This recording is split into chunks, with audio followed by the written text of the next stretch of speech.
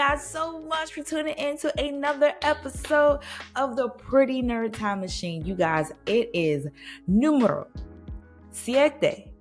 Is that siete? Wait, uno, dos, tres, siete. Yeah, siete come before ocho. I'm learning Spanish, y'all. Sorry. Episode number 7. Let's get it poppin'. Thank you so much for tuning in. I am your host, here to do the absolute freaking most, Bianca B. Givner, aka the Nostalgia Queen, aka Snow Black, and that's with 2 C's, because I am chill, but I will chop you, aka Stephen Bay Smith, here to debate all things 90s, throwback, Nickelodeon, Disney, Cartoon Network, anime, you name it. We gonna talk about Bruno here on the Pretty Nerd Time Machine. Y'all know my favorite part of the day. I got to bring you yet another very embarrassing status. And I actually had another one that was really interesting from 2012. My last 2 have been from 2012. I'm surprised because 2009, I'm happy I didn't post because I was going through it. I mean, not 2009. Was it 2009? It was 2009. Sometimes I forget how old I really am, y'all. I'm like, that would be over this many years ago. Yeah. I need a nap. So let's go back to 2012. And I think I had a good one. Oh boy. Oh my God. I said, I don't want a boyfriend. I don't want girlfriends. I just want real friends. Oh my God. I was insufferable. Like, I am so sorry. If you really knew me in real life, like if you knew me in real life in 2000 and what is this, 11, like, or before that, like, I'm so sorry. Gag. How embarrassing. Yuck. Let's get into it, you guys. I got a super dope topic I've been wanting to chop up for a while. This is for a special crew. Okay, this is not for you bougies. This is not for the rich ones. I wanted to do a special episode for the no cable crew. Okay? Because if you grew up like me, we didn't always have that nice little black box with the red letters and numbers that you can click back and forth and get all the channels. See, some of us had about 6 channels. That was it. And one of them was PBS Kids. Let me talk about it, y'all. We finna talk about Bruno.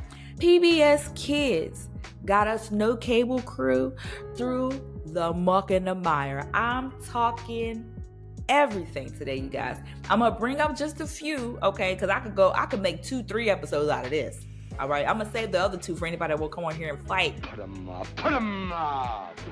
Okay, about some of the ones I could think of off the top of my head that were just pure gold. And I have my little listy poo. We're going to hop right into it, you guys. We're going to make this short and sweet, okay? I'm going to go goated for my first No Cable Crew shout-out episode. I want to talk about Wishbone. Because first of all, not only was the theme song adorable, what's the story, Wishbone? I remember all of that. Wishbone was so dope. Now, also, I want to point out before I get into it, PBS Kids was really, really dope because people from all around the world, they are like, because it was like from viewers like you. I'm like, from me, they're like, thank you. I'm like, you're welcome. You know, all of it was funded by, schools and libraries and just random people who wanted to pour into this to this network and making sure that kids had educational stuff to watch that was good for the soul, good for the heart, good for the mind, and you didn't have to have cable to have it. So it was literally like a diamond in the rough. So that's PBS Kids for you. It's lit. Wishbone was this really, really lit show about this dog who would teach you about history, and he made it really interesting. Now, Wishbone was a real dog. This was not a cartoon. It was like a live action show, and Wishbone would break down parts of history that might have been confusing or you just didn't care about. I never gave a dog diggity damn about the Civil War, about all that stuff, because it's just like, I just feel like that's not really my history. Like, you know what I'm saying? It's just, but let me tell you something. Wishbone made it so interesting. Like, he would it would be like flashbacks of him in like, the Civil War or in the Ming Dynasty or in whatever era, as a pirate, as a treasure hunter, whatever. And he would really be a character or be somebody that was in a book or somebody that was really a historical figure, and he would break down parts of history and make it super super fun and cool. Wishbone was a lituation. If you missed it, you missed it, and I hate that for you. Make sure you check it out. Go ahead and Google Wishbone. This next one on my list, you guys, let me just tell you something. Listen, when Emmy wished on a dragon scale, that's what started Dragon Tales. And around the room, the dragons flew, but Emmy and Max knew what to do. They climbed on the backs of their dragon friends. And now the adventure never ends. Let me tell you something. Preach up. Dragon Tales was there for you when you were homesick or when you were just at home, period. Dragon Tales was this stupid, cute, cool show about a brother and sister named Emmy and Max, and they found this dragon scale. I don't know how they found it or how they had it. It was like something that was passed down. I don't know. And they would wish on the dragon scale, and they would hold it and say the magic words. And I quote, I wish with all my heart to fly with dragons in a land apart. And they would hold on this, and it would teleport them to Dragonland. And where Dragonland was, they had all these little friend dragons. There's Ord, he's the biggest. He's the bravest heart. There's Cassie, she was shy, also very smart. There's Zack and Wheezy, they was a two-headed dragon, because two heads is better than one. And they all had their little pendants or whatever.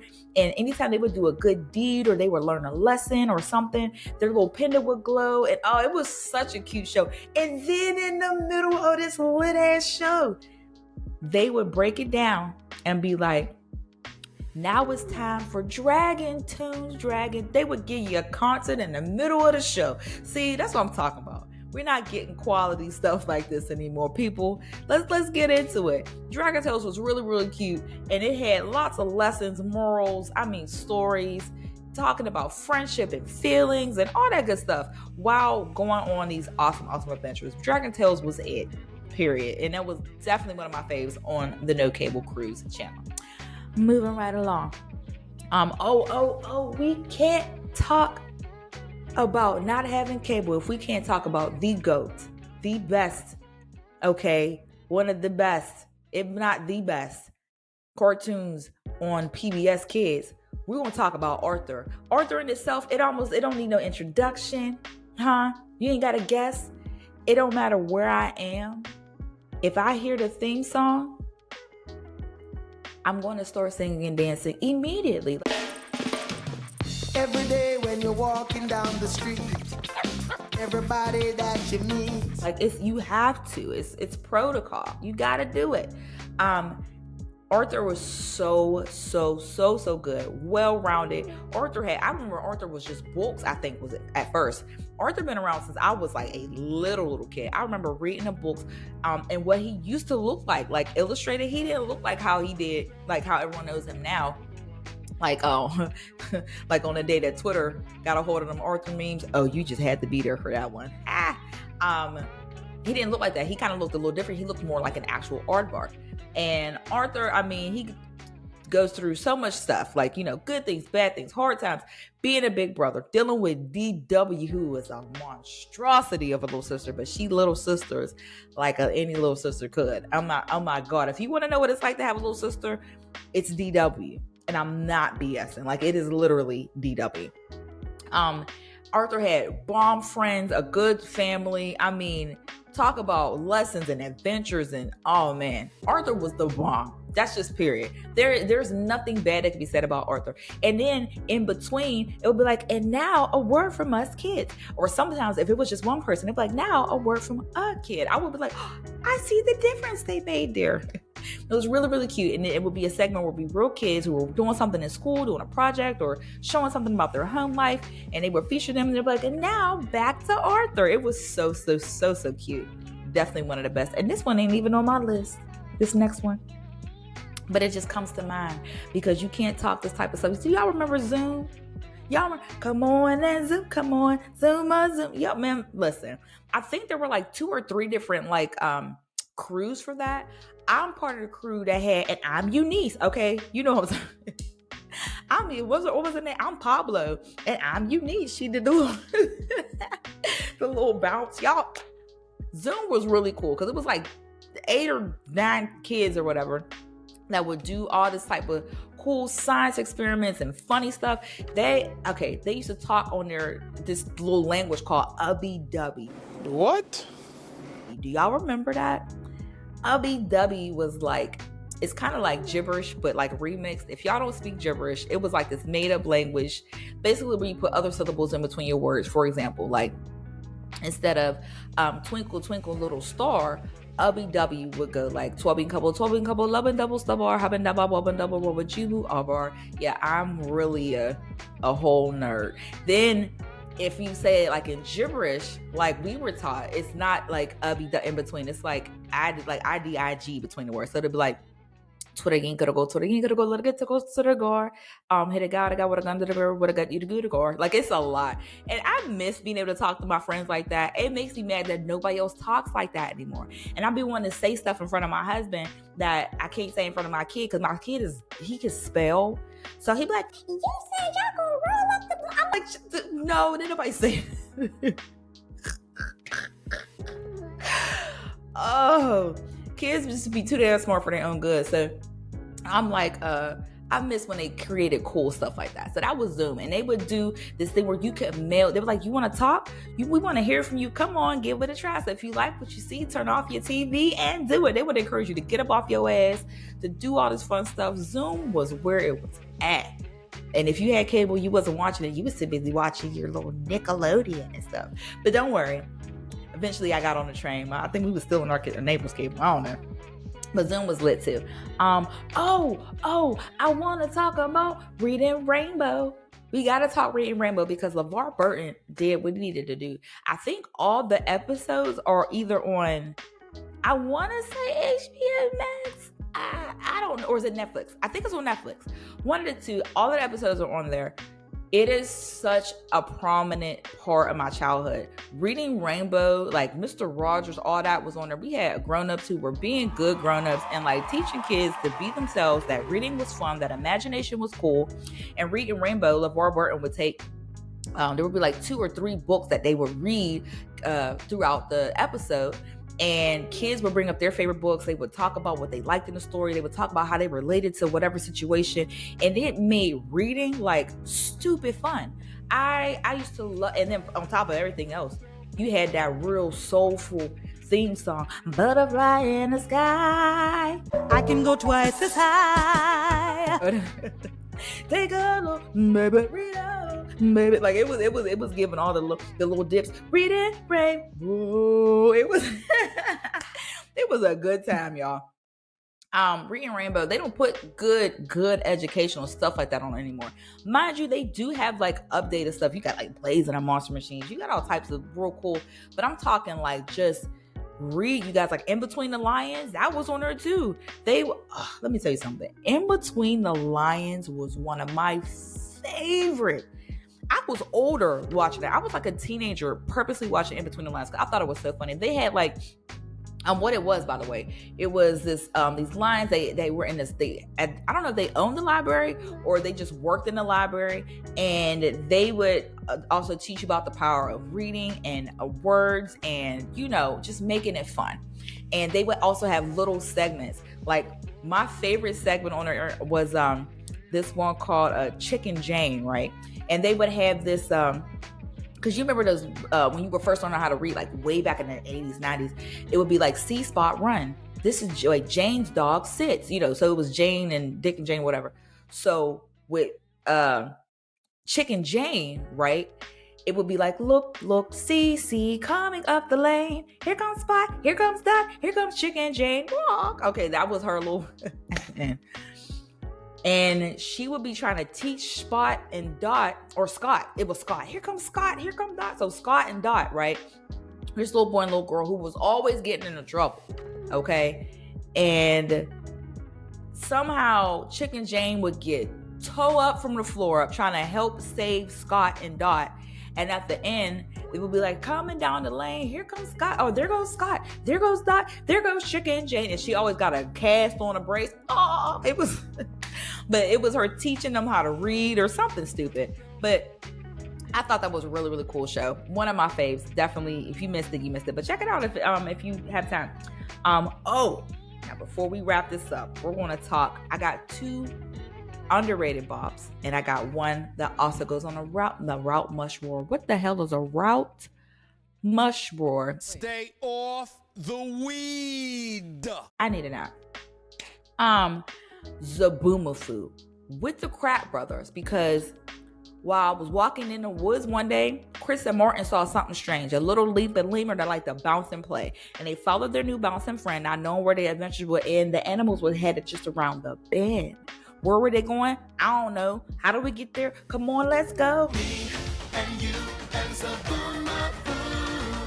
Me and you. Stop it. I know all the theme songs. I can't help it, y'all. Zaboomafu was so cute. So Chris and Martin Pratt, no, not Pratt. I'm saying Chris because I'm thinking Chris Pratt. Chris and Martin Pratt, okay, they're the Pratt brothers. And they have been doing, like, they are animal experts, and they've been doing TV shows like that for years. There used to be another one a long time ago before that. I can't think of what the name of it is off the top of my head right now, but they used to have this awesome show years ago, before they had Zaboomafu. And then now, because, they're a lot of older now. Now they just do the voiceovers for Krat's Creatures, which is still on PBS Kids today, which is really cool. Zaboomafu was about this lemur who they had, who would introduce them to new animals. And every day there would be a new animal they had to learn about. They had to, teach everybody else about, feed whatever animal. And it was really, really cute. Zaboomafu was absolutely lit. Now I got to go to my honorable mentions. I need to talk about Sagwa. Do y'all remember Sagwa, the Siamese Chinese cat? Because So Sagwa was about this cat and she lived in this palace, and they were like royal kittens or whatever. So it was her brother. I can't remember all their names. It was her brother and her sister, and they were all these cats, and then they would go on all these little adventures and figure out mysteries. And every episode they would teach you Chinese. They'll be like, from you it's like you xie. Like, that's how I know that's thank you in Chinese. Oh my gosh. It was just the cutest little show. If you missed Sagwa, you missed Sagwa. You missed out. My other one, my honorable mention, see, if you had cable and all that stuff, you had, my brother, all that. See, we had Maya and Miguel. It's Maya and Miguel. They were brothers and sisters. They was twins, and they couldn't be more opposite from each other. Maya was this, Miguel was that, and they would just go on all these little stupid adventures, and it was the cutest show. I just had to shout them 2 out, because it was just, they got us through, and Sesame Street, and Cyber Chase, and just so many that the No Cable crew had to cling on to while y'all was in school talking about Jimmy Neutron. Like, nigga, we ain't got them channels. Okay? Don't rub it in. But when I did get that channel, best believe I indulged and learned everything about it. So they was like, you see that episode? Yep, and did. It was a situation. Y'all, thanks so much for tuning in with me for a really cool episode, my 7th episode of the Pretty Nerd Time Machine. Like I always say, if you're ready to debate the queen, come on, pull up to the Pretty Nerd Time Machine. Make sure you hop over to prettynerdtimemachine.com. Slide over to that contact section, fill out your information, and get with me. I would love to have you on my show to come debate and get toe up from the flow up if you don't know what you're talking about. Because, baby, I'm embarrass you. I would love for you to get on here and talk 90s, anime, throwback, cartoon, Disney, whatever, with me, the queen. Thank you guys so much for tuning in. And as always, you stay lit, you stay cool, you stay nostalgic. You squares. Check you later.